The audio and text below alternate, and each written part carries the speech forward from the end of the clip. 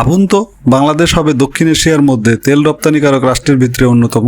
বাংলাদেশের তেলের খনি না থাকার ফলেও বাংলাদেশ কিভাবে দক্ষিণ এশিয়ার সব রাষ্ট্রে তেল রপ্তানি করবে? বাংলাদেশ আর থাকবে না অন্য দেশের তেলের উপর নির্ভর হয়ে। বাংলাদেশের উপর নির্ভর হয়ে থাকবে দক্ষিণ এশিয়ার সব রাষ্ট্রগুলো, যেমন ভারত, পাকিস্তান, নেপাল, ভুটান, মায়ানমার, থাইল্যান্ড, মালদ্বীপ, শ্রীলঙ্কা। বাংলাদেশ এত তেল কোথা থেকে আমদানি করবে এই বিষয়ে জানতে শেষ পর্যন্ত এই ভিডিওটি দেখুন। আমাদের চ্যানেলে সাবস্ক্রাইব করে সাথেই থাকুন। ফেসবুক পেজ থেকে ভিডিওটি দেখলে লাইক দিয়ে পাশে থাকুন। সৌদি আরবের আরামকো কোম্পানির সাথে বাংলাদেশ সরকারের চুক্তি স্বাক্ষরিত হয়েছে। ডক্টর ইউনূসের সাফল্যগাথা কাজের মধ্যে এটা অন্যতম। সৌদির তেল কোম্পানি আরামকো চট্টগ্রাম বন্দরের পাশে তেল শোধনাগার ফ্যাক্টরি নির্মাণ করতে যাচ্ছে। সৌদি থেকে তেল আমদানি করে এই শোধনাগারে পরিশোধন করে দক্ষিণ এশিয়ার সব রাষ্ট্রে তেল রপ্তানি করবে আরামকো কোম্পানি। আরামকো কোম্পানি চায় দক্ষিণ এশিয়ার সব রাষ্ট্রে তেল রপ্তানি হোক বাংলাদেশ থেকে। সৌদি আরব জানে পারস্য উপসাগরের উপরে নির্ভর হয়ে থাকলে যে কোনো সময় যে কোনো বিপদ হতে পারে, তাই তারা বঙ্গোপসাগরে উপকূলীয় স্থান চট্টগ্রাম বন্দরের পাশে তেল শোধনাগার কোম্পানি স্থাপন করতে চায়। সৌদি থেকে তেল এনে চট্টগ্রাম ফ্যাক্টরিতে পরিশোধন করে দক্ষিণ এশিয়ার রাষ্ট্রগুলোর মাঝে রপ্তানি করবে আরামকো কোম্পানি।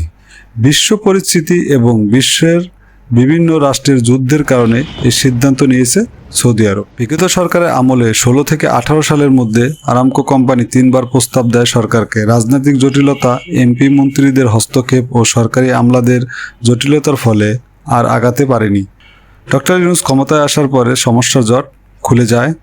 আপনারা জানেন, স্যামসাং কোম্পানি বাংলাদেশে বিনিয়োগ করতে চেয়েছিল। স্যামসাং কোম্পানি এই তেল রিফাইন কোম্পানি ইনভেস্ট করতে চেয়েছিল। সৌদির পাওয়ার কোম্পানি অ্যাকোয়া পাওয়ার $3.5 বিলিয়ন ইনভেস্ট করতে চেয়েছিল। সরকারি আমলাদের জটিলতার কারণে বারবার ব্যর্থ হয়েছে। এই সরকার আর কারো দাস হয়ে থাকতে চায় না, চায় নিজেদের শক্তিতে বাঁচতে।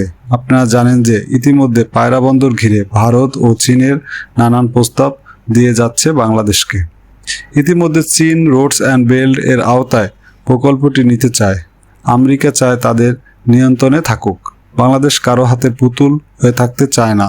বাংলাদেশের মানুষ চায় নিজেদের শক্তিমত্তা বিশ্বকে জানান দিতে। যদি তেল শোধনাগার কোম্পানি বাংলাদেশে স্থাপন হয় তাহলে 2% প্রবৃদ্ধি বৃদ্ধি পাবে বাংলাদেশের মোট জিডিপির উপরে। চট্টগ্রাম ও পায়রা বন্দরে কার্যক্রম আরও 12% বৃদ্ধি পেয়ে 24%তে উন্নতি হবে। এর ফলে দক্ষিণ এশিয়ার মধ্যে আমাদের দেশ শক্তিশালী হবে এবং এর ফলে আমাদের দেশের শিল্প খাত থেকে শুরু করে পরিবহন খাতে উন্নত সাধিত হবে। সৌদি আরব দিনে 90 লাখ ব্যারেল তেল উৎপাদন করে। 2027 সালের মধ্যে সৌদি আরব 1,30,00,000 ব্যারেল তেল উৎপাদন করবে। এত বিপুল পরিমাণ তেল পরিশোধন করার জন্য বাংলাদেশের চট্টগ্রাম বন্দর ও পায়রা বন্দরকে সিলেক্ট করেছে সৌদি আরব। সৌদি আরবের তেল পরিশোধন ফ্যাক্টরি এত বিপুল পরিমাণ তেল রিফাইন করতে পারবে না। বাংলাদেশে তেল আসবে জেদ্দা ও দাম্মাম শহর থেকে। এই তেল পরিশোধন হয়ে দক্ষিণ এশিয়ার রাষ্ট্রগুলোর মাঝে বিক্রি করা হবে। এতে করে বাংলাদেশের শ্রমিক কাজে করার সুযোগ পাবে এবং সরকার পাবে শুল্ক। দেশের মানুষ পাবে স্বল্প খরচে জ্বালানি। এতে যেমন দেশের অর্থনৈতিক বৃদ্ধি পাবে, সংস্থানও বাড়বে দেশের মানুষের। তেলের দাম যদি আমরা লক্ষ্য করি, 2025 সালে যেই পরিমাণ বৃদ্ধি পেয়েছে, যদি 2027 সালের মধ্যে বাংলাদেশে এরকম একটা ফ্যাক্টরি হয় তাহলে সেক্ষেত্রে বাংলাদেশের তেলের দাম ক্রমশ কমে যাবে। এর ফলে আমাদের দেশের কৃষিখাত, শিল্প খাত ও বাণিজ্যিক খাত, পরিবহন খাতে ব্যাপক প্রভাব পড়বে এবং আমাদের দেশে আরও উন্নত সাধিত লাভ করবে। এটা যদি আমরা আরেকটুভাবে বলি যে ডক্টর ইউনূসের এই চুক্তিটা সুন্দর ও দেশের জন্য অর্থনৈতিক উন্নতির জন্য খুবই কার্যকরী হয়েছে।